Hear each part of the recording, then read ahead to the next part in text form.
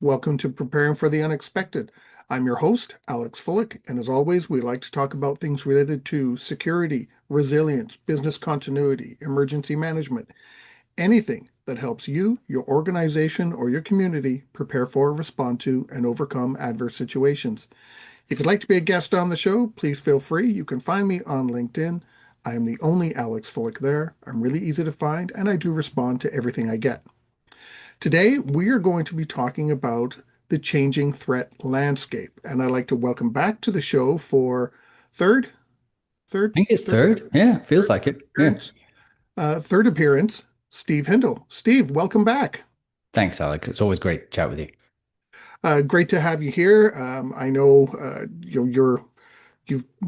let's see, we've had some great chats in the past before. We even had a couple of conferences where we Yeah. got you to come and speak for us in And a Toronto wee while last since year. Toronto. Yeah. Yeah. So it's great to have you back on the show. I Now, appreciate the I know opportunity. lots about you. Can you give us the Reader's Digest version of who Steve Hindle is and what you do? Totally dating ourselves saying Reader's Digest. Is Yeah, that I still a thing know. I anymore? realized that Um, myself. yeah, right. We're both gentlemen of a certain age. Yeah, thanks. And it is great to be back. I'm driven to try and make a difference, right, with the experiences I've lived and the roles I've had.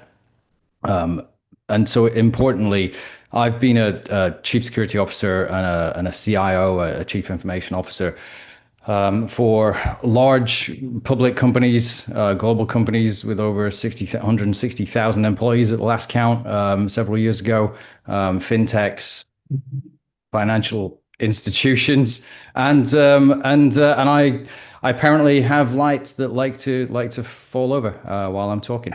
Um, yeah, so I'm driven to make a difference, Alex, and that's why I appreciate being on the show, and I appreciate the opportunity to help your viewers and listeners understand a little bit more, because the more we can understand about things like resilience, getting rid of the unknown, mitigating those risks by knowledge and empowerment, that's why I'm here. And preparing for that unexpected event. Exactly.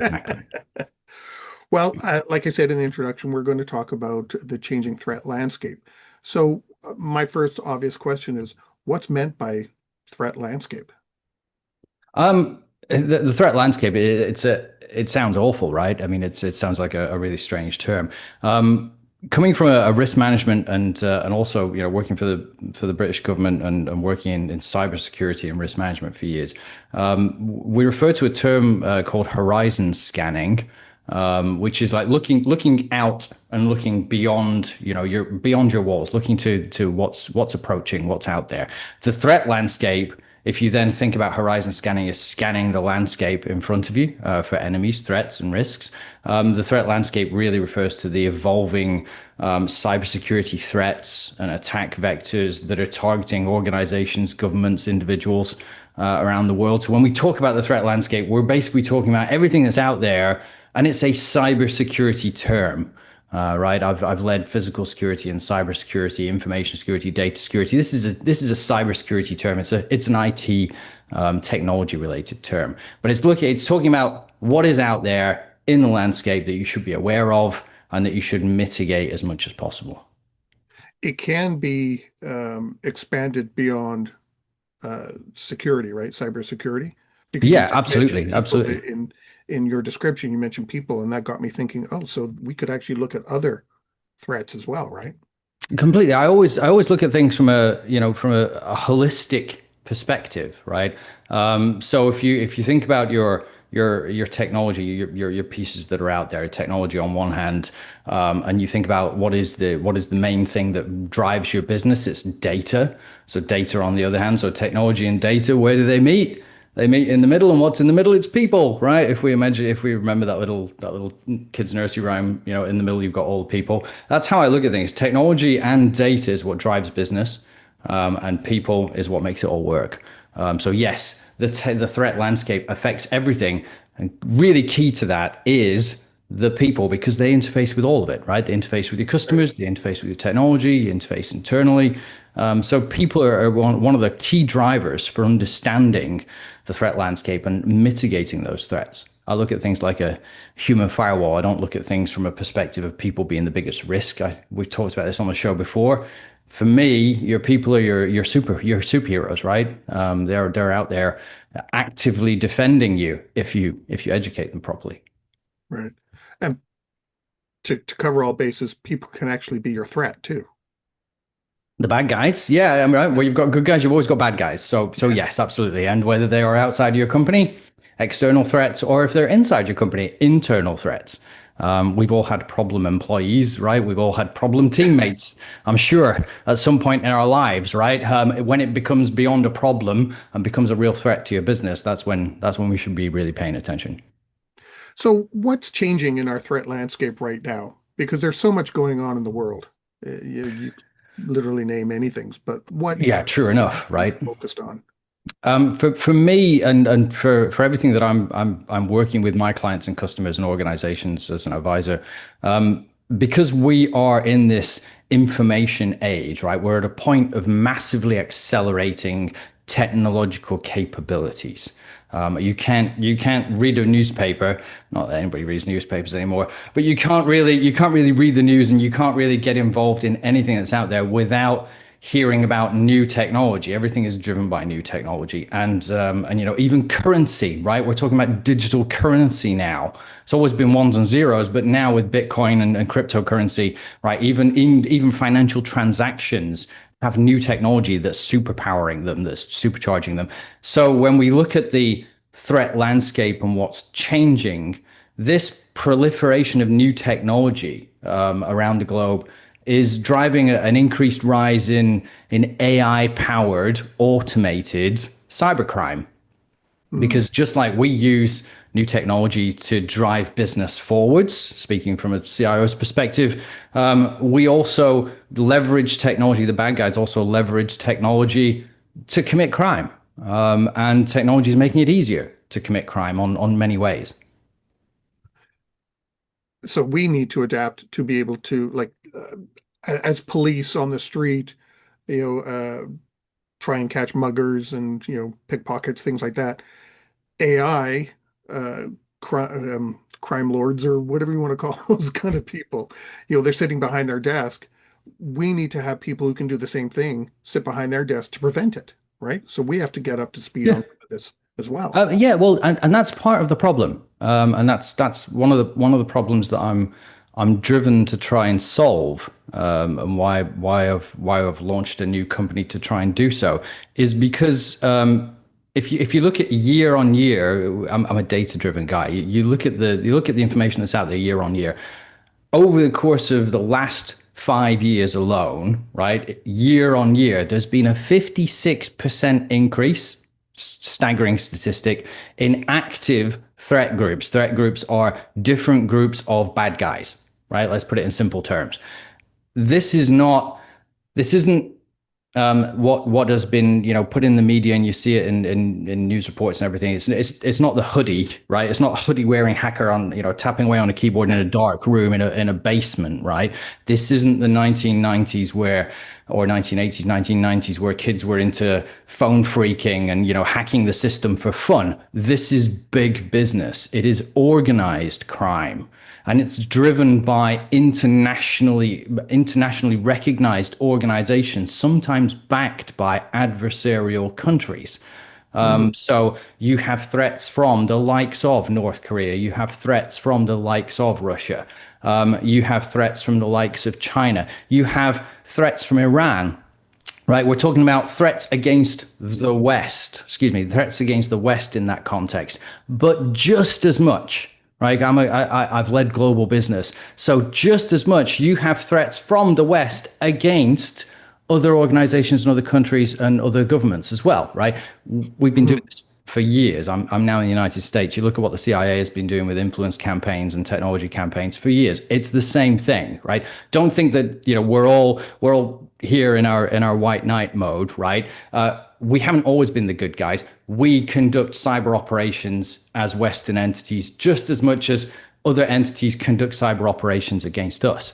Correct. That's looking globally. So when you imagine this, it is now, think about the cartels, right? You imagine the cartels, there's drug money, there's guns, there's that level of organization, distributed organizations just like us, offshoring, outsourcing, right? Running customer experience organizations to service the needs of cybercrime. And that's the nature of what's out there facing organizations, businesses, companies, right? Individuals. You can fire up an Outlook.com or a Gmail address, and as soon as you start putting it out there, subscribing to newsletters or going out there and adding your email address into your streaming TV subscription, chances are that email address is going to get out there in the public, even if you just created it months ago, and you'll start receiving spam or junk mail, and you'll start to get these malicious links. And if you're in any way associated with a business, chances are you'll get an email in at some point that says, hey, we've got this invoice for you, you need to pay it. Or you'll get the emails that suggest that the bad guys are already hacked into your system, and they've compromised you and they've caught you watching naughty things on the internet, and they're demanding bribery, cyber extortion from you to stop that from happening. But it's also affecting our kids, Alex, because our kids are digitally connected now as well. So children are online, they're on social media, right? TikTok, Instagram, you name it, they're out there. They have profiles, they're interfacing with their friends, they're interfacing with people they don't know.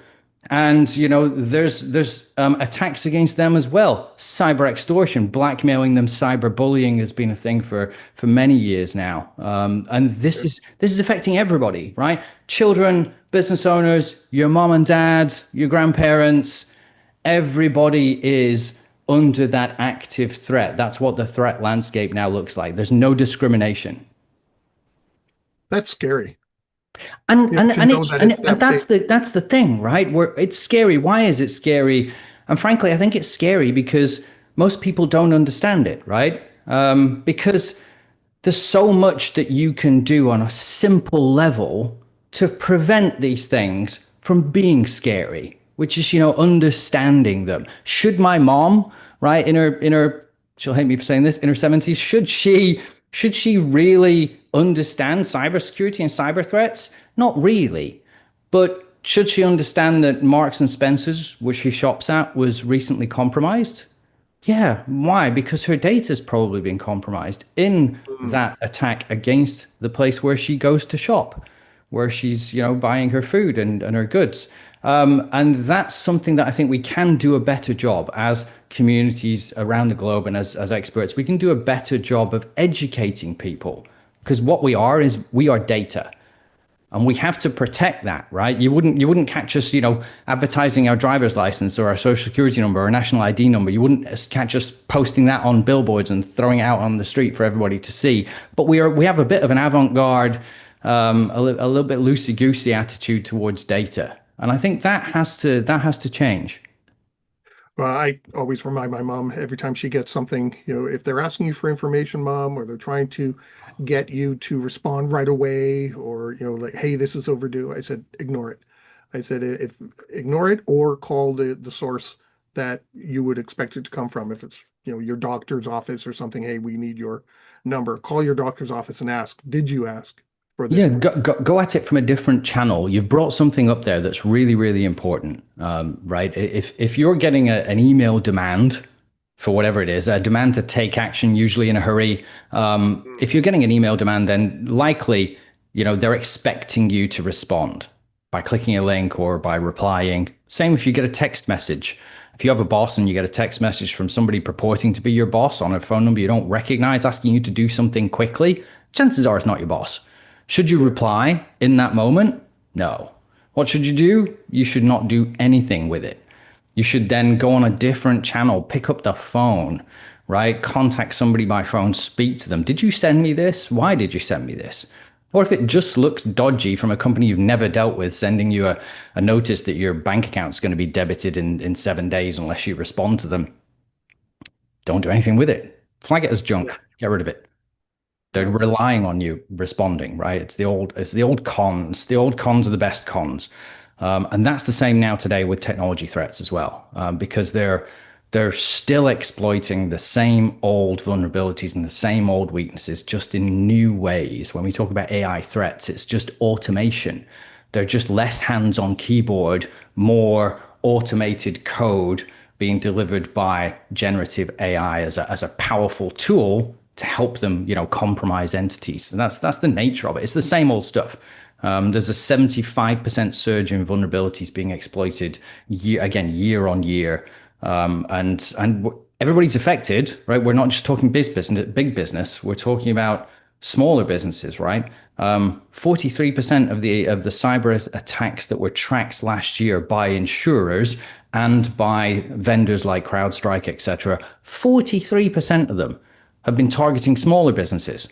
Why? Because it's money. It's all about the money. Well, you started to, I thought you were going to mention it actually, but they're going after our emotions. They want our emotional response, right? They want us to feel Yes, panicked or yeah, curious. they're trying to, and we are helpful people, right? Generally speaking, most people are helpful. Right? You walk towards a building, and if there's somebody in front of you, chances are they'll hold the door open for you. Mhm. Why? Because we want to be well mannered, helpful. We want to seem to be not the guy that closes the door behind them when a lady's approaching with her arms full of shopping bags. Nobody wants to be that guy, right? But that's the same with technology as well. Sometimes we hold the door open in technology when we really shouldn't be. Because we want to be helpful, right? That's why when we get the text from our boss saying, "Can you do something for me quickly?" Some people respond to that, "Yes, of course, Mr. Fullick, what can I do for you?" Yeah, It's not helpful, unfortunately. right. And then I click on a link or whatever the case may be, and next thing you Or buy know, gift I'm cards or compromised. mm. Yes, yeah, Same thing. exactly the point. Because it's there's financial gain behind it. We always used to say follow the money. When I worked in fraud and when I worked for the British government, it was always around follow the money, and that's where you'll find the real bad guys, and that's where you'll find the root cause. Disrupting business, right? Shutting down systems. You wouldn't think that would, if I just cripple a system, why is that going to get me money? Well, it's because I can then issue a demand against that business to say, if you pay me, I'll bring you back up online faster than your IT team can. Well, it's a business decision at that point. Do you pay? Do you not pay? Right? We've always said we shouldn't negotiate with terrorists, but it's all about money. Cybercrime is expected this year is expected to cost the global economy 10.5 trillion. That's a scary number, and that's US Wow. dollars, right? 10.5 trillion globally from cybercrime. Now, if you flip that and stop thinking like a good guy, start thinking like a bad guy, you're rubbing your hands together right there, Yeah. thinking, where how do I get a piece of that pie? Yeah. Right? That's the nature of it. It's big business, it's organized, distributed crime, and it's going to affect the global economy to the tune of about $10.5 trillion. And it's all based on someone clicking a link or And we're right. playing to someone's emotion. Like I Doesn't said, sound very sophisticated, does it? Right? This isn't cast your mind back again, gentlemen of a certain age. Think about War Games, the movie, way mm, back, right? yeah, Late 80s and early 90s, right? Think about 1995's Hackers with Angelina Jolie, Johnny Lee Miller. That's one of my favorite films, right? This isn't people tapping away on reams of code to break through a firewall. The only firewall they're trying to break through is the human firewall.